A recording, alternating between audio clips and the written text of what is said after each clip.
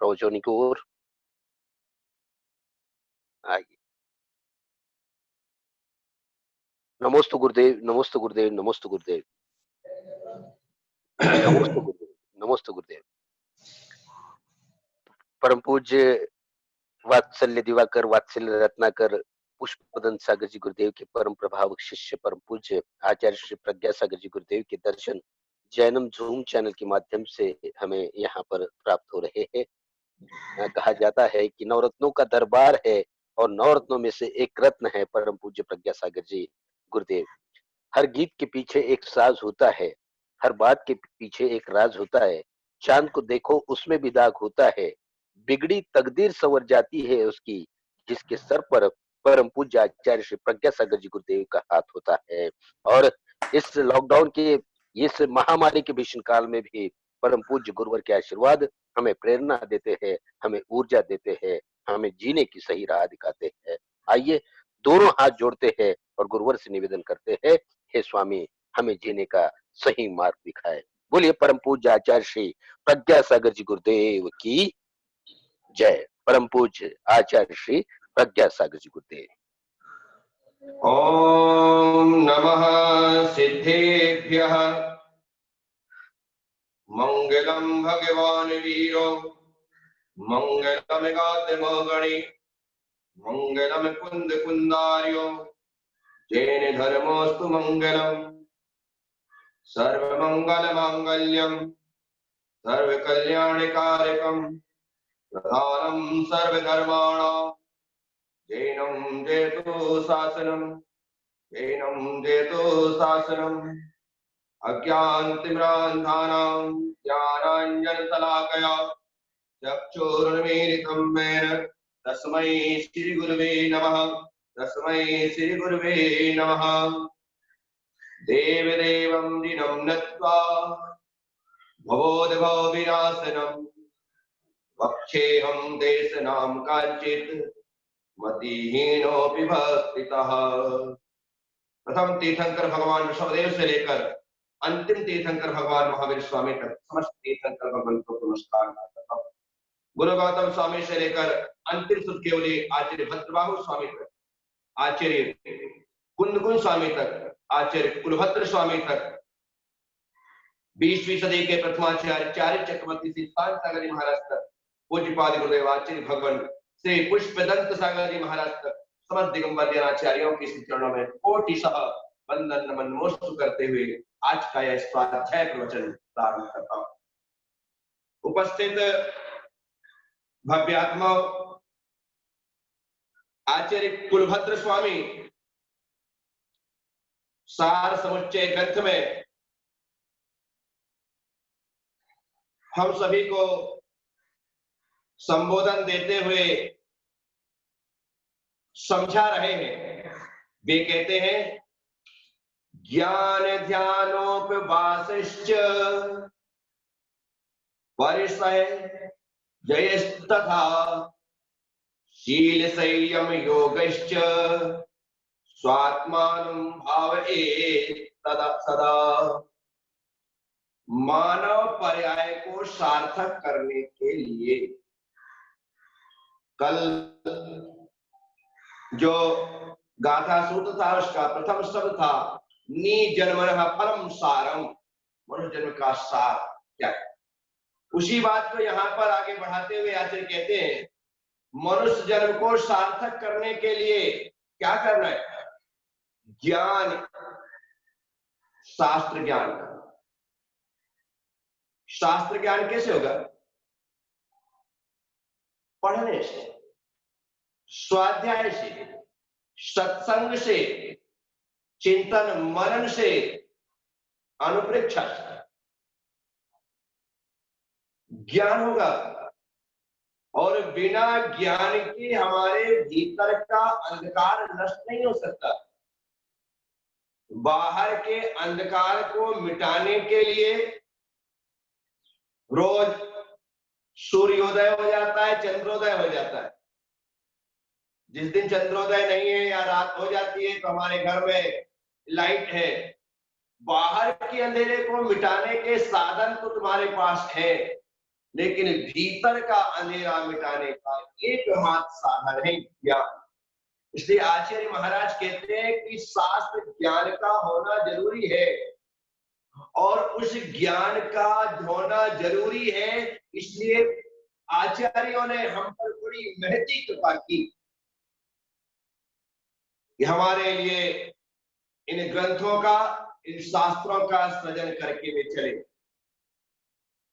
तो जो शास्त्र उपलब्ध है, हम शास्त्र लिख नहीं सकते, हमारे भीतर इतनी क्षमता नहीं है, इतनी योग्यता नहीं है कि हम शास्त्र लिख सके। तो कम से कम जो शास्त्र लिखे गए हैं उन शास्त्रों का हम स्वाध्याय तो करें। इतना भी यदि हमने कर लिया तो हमारे उन आचार्यों पर हमारा बड़ा उपकार होगा। और उन पर क्या उपकार होगा? वे तो इस संसार में आए, साधना की और अपना कल्याण करके चले गए। हाँ, हम पढ़ेंगे तो हमारी आत्मा का उपकार होगा। इसीलिए पढ़ना प्रारंभ करिए। जो पढ़ना शुरू कर देते हैं वे बढ़ना शुरू कर देते हैं। इसलिए मैं सबसे कहता हूं, कुछ लिखकर सो, कुछ पढ़कर सो। कुछ लिखकर सो, कुछ पढ़कर सो। कल जहां सोया था आज उससे 2 कदम बढ़कर सो। कल जहां सोया था आज उससे 2 कदम बढ़कर सो। हमें पढ़ना पड़ेगा, तभी जाकर के हम आगे बढ़ सकेंगे। बच्चा पढ़ता है तो हर साल 1 क्लास आगे बढ़ जाता है, और जो नहीं पढ़ता है वह स्कूल ही छोड़ देता है या स्कूल ही छूट जाता है। इसीलिए पढ़ने वाले लगातार बढ़ते हैं। ज्ञान बढ़ने से, सबसे पहले ज्ञान बढ़ने से क्या क्या बढ़ेगा? हम लौकिकता में देखें, आपने पढ़ाई की और आपका ज्ञान बढ़ा। लौकिक शिक्षा की बात कर रहा हूं, अभी धार्मिक और आध्यात्मिक शिक्षा की बात नहीं। आपने पढ़ाई की, लौकिक शिक्षा प्राप्त की, और जैसे ही आपकी शिक्षा पूरी हुई, क्या मिला है आपको? पद। क्या मिला? पद मिला। कोई डॉक्टर बना, कोई इंजीनियर बना, कोई कलेक्टर बना, कोई सीए बना, कोई कंपनी सेक्रेटरी बना, कोई कुछ भी। आपने जिस प्रकार की पढ़ाई की आपको पद मिला। देखिए, ज्ञान का फल पद है। पद मिला, पैसा मिला। क्या मिला? पद मिला, पैसा मिला। आपने अच्छी तरीके से कार्य किया तो प्रतिष्ठा मिली। पद मिला, पैसा मिला, प्रतिष्ठा मिली। यानी कि एक ज्ञान ने लौकिकता में तुम्हें पद, पैसा और प्रतिष्ठा प्रदान किया है। आपने कमाई ही कमाई की है, आपने बढ़ोतरी की है। जितना आपका फैला हुआ वैभव दिखाई दे रहा है ना, यह सब ज्ञान के कारण से आपने ज्ञान पाया तो आपको सब कुछ मिला। अब आप कहेंगे महाराज श्री कुछ बच्चे पढ़ते नहीं है और फिर भी वे अपने माँ बाप की दौलत पर राज करते। स्कूल में नहीं पढ़ा उन्होंने, मैं मानता हूं। 5वीं 7वीं 8वीं 10वीं तक पढ़ करके स्कूल छोड़ दिया, ये भी मानता। लेकिन उन्होंने अपने पिता को पढ़ा, अपनी माँ को पढ़ा, अपने परिवार की व्यवस्थाओं को पढ़ा, अपने कायदे कानून को पढ़ा, और अपने पिता को काम को अपने हाथ में ले लिया। तो पिता ने बेटे की योग्यता देख करके ही, उसके ज्ञान और उसकी समझ देख करके ही सब कुछ दिया है, ऐसे नहीं दे दिया। जो गंवाने वाला हो, जो बर्बाद करने वाला हो, उसे पिता कमाता है। समझ रहे? तो जो पढ़ेगा तो बढ़ेगा, जो ज्ञान प्राप्त करेगा उसे फल मिलेगा। तो लौकिक ज्ञान से पद, पैसा, प्रतिष्ठा मिला, और इस धार्मिक और आध्यात्मिक ज्ञान से सुतक ज्ञान की पूर्णता होती है, केवल ज्ञान की प्राप्ति होती है और मोक्ष जैसा पद प्राप्त हो जाता है। इसीलिए शास्त्राभ्यास, शास्त्र ज्ञान का होना बहुत जरूरी है। हर पद में आचार्य महाराज हमें प्रेरणा दे रहे हैं। उन्होंने कहा कि ज्ञान शास्त्र ज्ञान, फिर कहते हैं ध्यान, आत्म ध्यान जरूरी, ज्ञान जरूरी है तो ध्यान जरूरी। जैन धर्म ज्ञान और ध्यान को संयुक्त मानता है।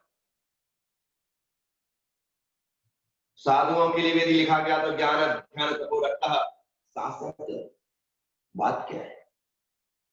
ज्ञान से ध्यान की सिद्धि होती है और ध्यान से ज्ञान की प्राप्ति होती है। ज्ञान से ध्यान की सिद्धि होती है और ध्यान से ज्ञान की प्राप्ति। शास्त्र ज्ञान हम प्राप्त करते हैं तो ध्यान की सिद्धि होती है और ध्यान की सिद्धि होती है तो आत्मज्ञान की प्राप्ति होती है। क्या? शास्त्र ज्ञान, आत्म ध्यान और आत्मज्ञान एक क्रम है। शास्त्र ज्ञान से ध्यान होता है, ध्यान की सिद्धि होती है और ध्यान की सिद्धि होने पर आत्मज्ञान की प्राप्ति। आचार्य यहां पर यही कह रहे हैं, ज्ञान ध्यान, तो ज्ञान में शास्त्र ज्ञान, ध्यान में आत्म ध्यान, इतने से काम चल जाएगा क्या? तो आचार्य कुलभद्र स्वामी कहते हैं ज्ञान ध्यान उपवासस्य, और उपवास क्या? ज्ञान ध्यान और उपवास। अब लोग कहेंगे उपवास करने से तो कमजोरी आएगी, सुस्ती आएगी, फिर ज्ञान भी नहीं होगा, ध्यान भी नहीं होगा। ऐसा हमारा भ्रम है। उपवास करने से सुस्ती नहीं आती, उपवास करने से शक्ति आती। भोजन करने से शारीरिक बल प्रकट होता है, उपवास करने से आत्मिक बल प्रकट होता है। जब मैं श्रवण बेलगोला जी में था, बहुत सारे साधु संत थे, स्वाध्याय करने वाले भी थे, उपवास करने वाले भी थे, तपस्या करने वाले भी थे, वंदना करने वाले भी थे, सब प्रकार के साधु संत। सुविधि सागर जी महाराज एक दिन आहार एक दिन उपवास। कहता था महाराज आप एक दिन आहार एक दिन उपवास करते हो, इतनी मेहनत करते हो, इतना लगातार स्वाध्याय, और बोले उपवास करता हूं तो मेरे को फायदा होता है। बोले तो उपवास से फायदा क्या होता है? बोलो जितना समय मेरा आहार के लिए जाता था, उतना समय मुझे स्वाध्याय के लिए मिल जाता है। देखिए ये साधु का अपना एक सोच है कि जितना समय, क्योंकि जिस दिन उपवास होता है उस दिन ना शुद्धि का विकल्प है, ना कोई विकल्प है, फुल समय मिलता है, पूरा टाइम। और जिस दिन आहार करना है 9 बजे 9:30 बजे क्लास पूरी हो जाती है, उसके बाद आधा घंटे पानी का इंतजार होता है, उसके बाद आहार होता है, उसके बाद ऐसा करके 1.5-2 घंटे उसी में चले जाए। तो उपवास से आत्मबल बढ़ता है, उपवास से आत्मबल, भोजन से शरीर बल बढ़ता है और उपवास से आत्मबल बढ़ता है। और साधना में शरीर बल की नहीं, आत्मबल की आवश्यकता है। इसलिए साधु संत उपवास करके आत्मशक्ति को जागृत कर। तो यहाँ पर आचार्य महाराज कह रहे हैं ज्ञान ध्यानोपवासस्य, ज्ञान ध्यान और उपवास, ज्ञान ध्यान और उपवास। जो बात आचार्य महाराज कह रहे हैं ये सब बातें आप लोगों के लिए बड़ी कठिन सी लगती हैं। न आपको ज्ञान के प्रति रुचि है, न ध्यान के प्रति कोई जिज्ञासा है और न उपवास की आपकी हिम्मत, लेकिन ये तीनों आवश्यक है। फिर आचार्य क्या कहते हैं? परिश्रह जयस तथा, क्या उपवास करते हुए क्या करना? परिश्रह जय, क्षुधा त्रसा आदि परिश्रहों को जीतना है। क्या भूख तो लगेगी, प्यास भी लगेगी, सर्दी भी लगेगी और गर्मी भी लगेगी, ये सब शरीर के गुण धर्म है, होना है। आचार्य चार्य चक्रवर्ती सांसागर महाराज से पूछा किसी ने कि गुरुदेव इंद्रिय के निरोध के लिए क्या करना चाहिए, इंद्रिय के निरोध के लिए क्या करना चाहिए? आचार्य महाराज ने कहा घोड़े को दाना पानी देना बंद कर देना। आप जवाब देते, आचार्य महाराज कहते हैं घोड़े को दाना पानी देना बंद कर देना चाहिए। महाराज ने समझा नहीं, समझा नहीं। अरे घोड़े को दाना पानी देना बंद कर दोगे तो घोड़ा क्या हो जाएगा? अपने आप शिथिल हो जाएगा, शांत हो जाएगा, ठंडा हो जाएगा। आप इस शरीर रूपी घोड़े को दाना पानी देना बंद कर दोगे तो अपने आप इंद्रियां शिथिल हो जाएंगी, कुछ नहीं, शरीर में ऐसी ताकत ही नहीं रहेगी। फिर क्या तुम भोगों की इच्छा रखोगे? तो इंद्रिय के निरोध के लिए घोड़े को दाना पानी देना बंद कर दो। जितना जितना त्याग होगा उतना उतना हमारा आत्मबल प्रकट होगा और हमारी इंद्रियां उतनी ही शिथिल और शांत होंगी। वो किसी प्रकार से डिमांड नहीं करे। आचरण तो परिचयों को सहन करना है, शास्त्र ज्ञान करना है, आत्म ध्यान करना है, उपवास करना है और परिस्थितियों को सहन।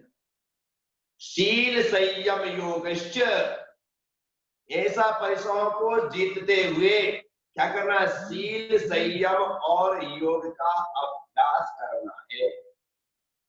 शील संयम और योग का अभ्यास। शील व्रत का पालन करिए, संयम को धारण करिए और योगाभ्यास करिए। क्या? योगाभ्यास। सुबह से उठ करके ऐसा करना है। क्या? ज्यादातर लोग बाबा रामदेव के साथ बैठ करके योग कर रहे हैं, योगा कर रहे हैं, हाथ कर योग अभ्यास। यहाँ पर योग अभ्यास का मतलब है अपने मन, अपने वचन, अपने काय को अपने काबू में रखना है। रखना है, अपने वशीभूत करना है। शील संयम का पालन करते हुए योगाभ्यास करें, अर्थात अपने मन वचन काय को, क्योंकि इन तीनों को योग का है, मन वचन काय को अपने वश में करो। यदि ये तीनों तुम्हारे वशीभूत हो गए, आप मान के चलना तुमने योग कर लिया। खाली शरीर के व्यायाम का नाम, श्वासों के लेने और छोड़ने के इस प्राणायाम का नाम योग नहीं है। ये तो योग का बिल्कुल छोटा रूप है, निम्न रूप है। उत्कृष्ट रूप, जो श्रेष्ठ रूप योग का है, वह मन वचन काय की स्थिरता है। मन वचन काय की प्रवृत्ति को समाप्त करना है, वह योग है। तो यहाँ पर आचार्य महाराज यही कहते, शील संयम का पालन करते हुए योग अभ्यास का निरंतर करना। और फिर क्या करना है? स्वात्मानं भावेत सदा, निरंतर अपनी आत्मा की भावना करनी चाहिए। निरंतर अपनी आत्मा की भावना। जब तक तुम्हें यह बोध नहीं होगा कि मेरे पास दो चीजें हैं, मेरे पास दो चीजें, कौन सी? एक शरीर और एक आत्मा। एक शरीर और एक, कितनी चीजें? दो चीजें, एक शरीर और एक आत्मा। और इन दोनों के बीच में है मन। इन दोनों के बीच में क्या है? मन। इसके लिए नारायण श्री कृष्ण का मन एवं मनुष्याणाम कारण बंध मोक्ष, मन ही मनुष्यों के बंध और मोक्ष का कारण है। ये दो चीज हमारे पास है, शरीर और आत्मा। शरीर और आत्मा। मन यदि शरीर के मुताबिक चलता है तो संसार का कारण होता है। मन यदि आत्मा के मुताबिक चलता है तो मोक्ष का कारण। कारण बंध मोक्ष हो, बंध और मोक्ष का कारण। इसीलिए हमें अपने मन को अपने मुताबिक चलाना है, अपनी आत्मा के मुताबिक। मन के हिसाब से मत चलिए, मन को हिसाब से चलाइए। अभी हमारा पूरा का पूरा कार्य मन के हिसाब से चलता है, जैसा मन कहता है हम वैसा करते हैं। इसी कारण से हमारी पूरी की पूरी दौड़ इंद्रिय सुख के लिए है, आत्मिक सुख के लिए नहीं है। क्योंकि इंद्रियों के सुख को पाना मन के लिए बहुत इजी है। मन के लिए हर व्यक्ति सरल काम करना चाहता है। कैसा सरल काम करना चाहता है? कठिन काम कौन करना चाहता है? सरल काम, हाँ भाई ये काम मेरे बस का है, फलदार मेरे लिए बढ़िया काम है। सरल काम करना चाहते हैं, कठिन काम नहीं करना चाहते। इंद्रिय को के सुख को पाना बहुत सरल है। पांचों इंद्रिय के सुख सहज और सुलभ है। सहज और शुद्ध धारा और लक्ष्मी पापी के भी होए। क्या? शुद्ध धारा और लक्ष्मी पापी के भी। जो पापी है उसके भी बेटे हैं, उसकी भी पत्नी है, उसके भी घर में लगते हैं, दौलत है, मकान है, दुकान है, सब पापी का भी होता है। लेकिन जो भगवान की भक्ति है, गुरुओं का सत्संग है, इसे पुण्यात्मा को भी मिलता है, इसको मिलता है। तो इसीलिए यहाँ पर बात यही की जा रही है कि हमें अपनी आत्म भावना करनी है, इस आत्मा को जानना है। शरीर और आत्मा दो चीज है।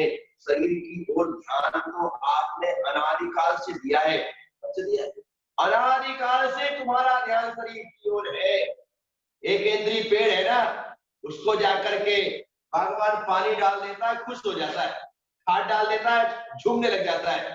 क्या पानी खाद मिला उसे भी आएगा। ऐसे ही तुमको भी पानी दाना पानी मिल गया, तुम खुश हो जाते हो। तो उसको भी खाना पानी का सुख मिल रहा है, तुमको भी मिल रहा है। एक चींटी को एक शक्कर का दाना मिल जाता है, मजा आ जाता है, उसी में लगी रहती है दिन भर। तुम्हारे साथ है क्या? तुमको जरा सा कुछ मिल जाता है, तुम खुश हो जाते हो, उसी आनंद मान लेते। तो इंद्रिय के सुख को तुमने सुख माना है, क्योंकि इंद्रिय का सुख शरीर जनित है, सिर्फ शरीर तक ही सीमित है। लेकिन इंद्रिय से उठ करके तो अतीन्द्रिय सुख है। कौन सा सुख? अतीन्द्रिय सुख है। तो अतीन्द्रिय सुख आत्मा का सुख। तो तुम्हारे पास दो चीजें, शरीर और आत्मा, शरीर और आत्मा, और बीच में है मीडिएटर का जो काम करता है, वह है मन। यदि मन की दोस्ती शरीर से हो गई तो अब वो मनमानी करेगा, और मन की दोस्ती यदि आत्मा से हो गई तो वह तुम्हारे कल्याण का कारण बनेगा।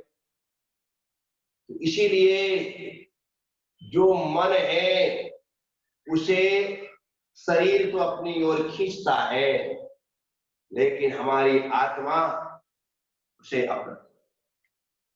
साथियों, बार बार यहाँ पर एक ही बात की जा रही है।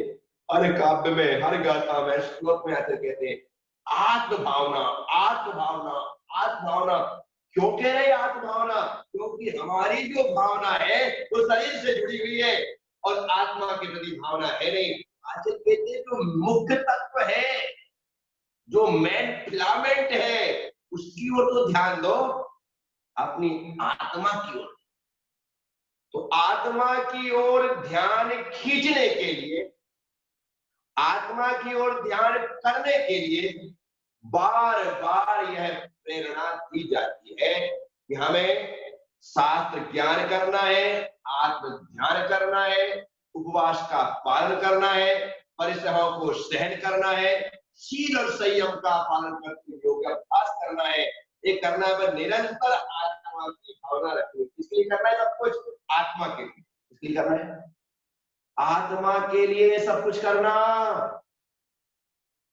यदि तुम्हारा ध्यान शरीर की ओर गया कि मैं ज्ञान प्राप्त कर रहा हूं तो शरीर के लिए, अब आप कहोगे महाराज जी ज्ञान का शरीर से क्या संबंध? बहुत संबंध है।